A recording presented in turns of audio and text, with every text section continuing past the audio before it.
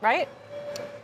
Yes, but that's not the complete story. Look, it's showtime for Bank of America, and Act One looks great. It takes higher interest rates to show the strength of their deposit relationships. It's a lot more sticky than a lot of people thought, and that helps the traditional banking revenues.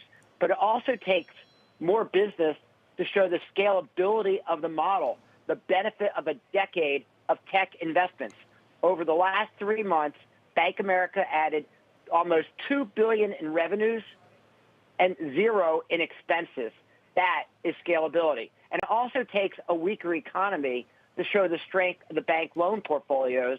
And Bank of America's credit, their loan portfolios, still looks great. I don't think it's too early to talk about a re-rating, not talking about Bank of America's stock going from a little more than half of the PE of the stock market as a whole back to where it's been, like 2/3 or 3/4. But even above that, once you get past this recession, I think Bank of America will re-rate higher, possibly. Even if they don't do that, we still see the stock about doubling over the next 1 to 2 years. But the problem, Mike, is what the market is concerned about, and that is recession and a turn in the credit cycle. And even if we're not seeing it now, even Moynihan acknowledged that they're gearing up for a change, and that's why the stock has underperformed. Isn't that a risk? Absolutely. I mean, if we have a hard landing, then, all bets are off, and you have potential 1/3 downside in the stock. If you don't, you can have a double over, 1 to 2 years. So, reward to risk ratio looks pretty good at 3 to 4 times. So that is a risk. We're not seeing it in the bank results right now.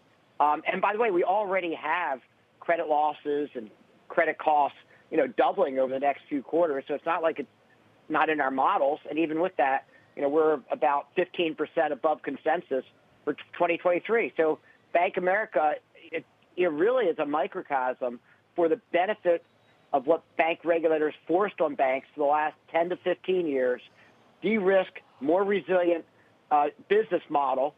And what Bank of America specifically has done, investing in technology, having these digital interactions, and getting that scalability. That is what's really underappreciated here.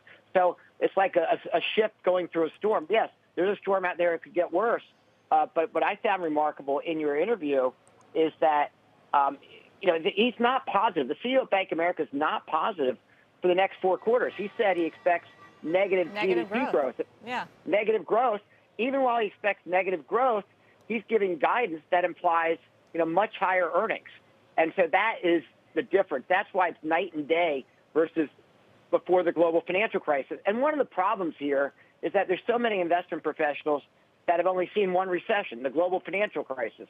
Well, every recession is not a global financial crisis, and every recession is not a credit crisis for banks.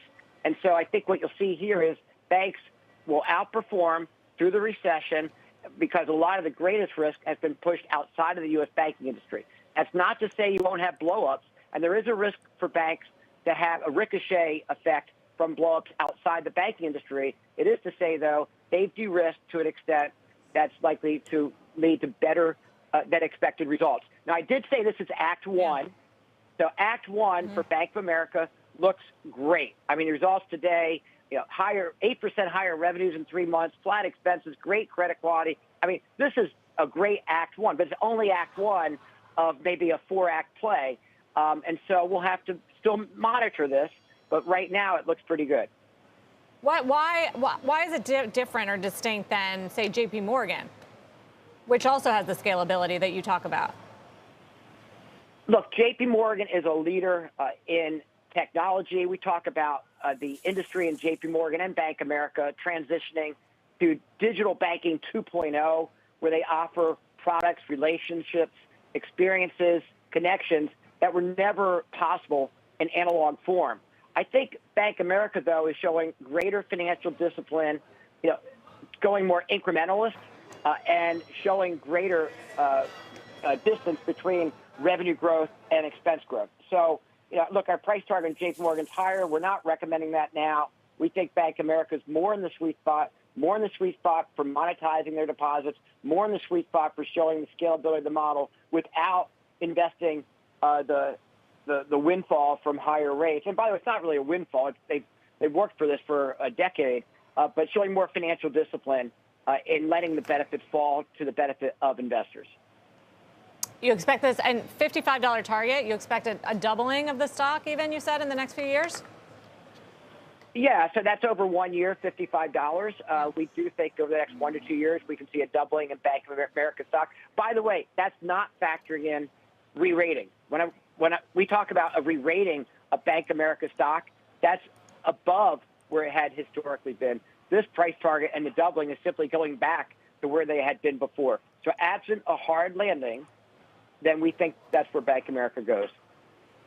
All right, pretty bullish. Mike Mayo, thank you for joining us from Wells.